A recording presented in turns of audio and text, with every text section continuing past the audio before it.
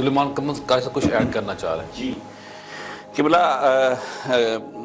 میں اسی کو تھوڑا سا آگے جو ہے چلانا چاہتا ہوں کہ سیدنا زکریا علیہ السلام کے قرآن میں بہت سارے اوصاف بیان کیے گئے ہیں، اور ان میں سے جو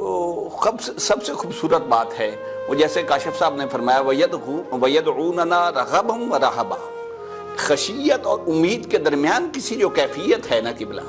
یہ انبیاء اور صالحین کی ساری زندگی کا طریقہ یہی رہا، امید اور خوف، امید اور خوف کے درمیان، اور یہ بڑی لذت والی کیفیت ہے۔ رب ذوالجلال ایک اور جگہ پر بھی اسی کیفیت کو بیان فرماتا ہے یدعون ربہم خوفا وطمعا، وہ رب سے جب مانگتے ہیں تو دو کیفیات ان پہ طاری ہوتی ہیں، ایک اس رب سے کبھی نا امید نہیں رہتے ہوتے، ہمیشہ اس پر امید رکھتے ہیں، اور دوسرا اس بارگاہ سے ہمیشہ خوف اور خشیت رکھتے ہیں۔ سیدنا ابراہیم علیہ السلام جب اللہ رب العزت کی بارگاہ میں بیٹے کی بھی دعا کی تو دیکھیے قبلہ نداء خفیہ آہستہ آواز سے عرض کیا، پھر بیٹا بھی کیسا عطا کیا، قرآن کہتا ہے جو وارث ہے آل یعقوب کا،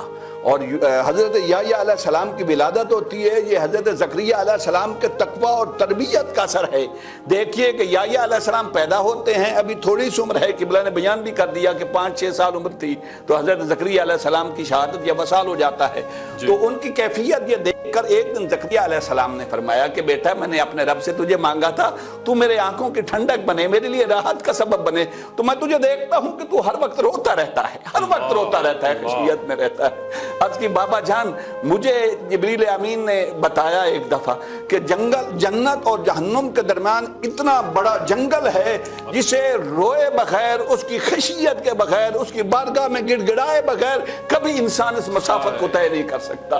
تو رب ذوالجلال کی بارگاہ میں روئے بغیر تو کوئی چارہ نہیں۔ اور یحییٰ علیہ السلام پر تربیت کا اثر یہ تھا، آپ نے سنا بھی ہوا ہے، بڑی مشہور بات ہے کہ حضرت یحییٰ علیہ السلام چھوٹی سی عمر تھی، جب حضرت زکریا علیہ السلام واعظ و نصیحت فرماتے تو دیکھتے کہ یحییٰ جب آ جاتے تو آپ اللہ رب العزت کا خوف اور اللہ یہ جہنم کا جو تذکرہ ہے اور سزا کی جو باتیں ہیں تو یہ آپ جو ہیں بند کر دیا کرتے تھے، اور اللہ کی رحمت کے وسیع کی باتیں کیا کرتے تھے۔ ایک دن چھپ کے حضرت یحییٰ علیہ السلام بیٹھ گئے، تو جب آپ نے دوزخ کا تذکرہ کیا اور اللہ کے خوف کا اور سزا اور جزا کا تذکرہ کیا تو حضرت یحییٰ علیہ السلام وہاں سے اٹھ کے بھاگ گئے۔ والدہ اور والد تلاش کرتے رہے، پھر جنگل میں تلاش کرتے کرتے گئے تو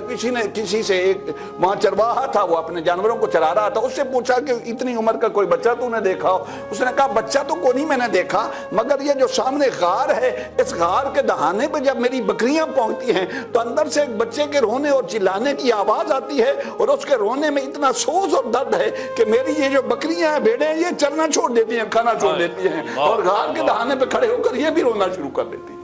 جی سلمان صاحب قبلہ میں اسی حوالے سے کاشف صاحب سے بھی آپ نے سوال کیا، اسی حوالے سے میں عرض کرنا چاہتا ہوں مختصر مگر کہ اولاد کی تربیت ہمارے اپنے عمل سے ہوگی، ہم جتنے نیک اور صالح ہوں گے ہماری اولاد ہمیں اڈاپٹ کرے گی۔ صحیح، انبیاء کی ذوات مقدسات جو ہیں ان کی زندگیوں سے یہی سبق ملتا ہے کہ پہلے اپنے آپ کو ٹھیک کریں، اولاد آپ کو دیکھ کے ٹھیک ہو جائے۔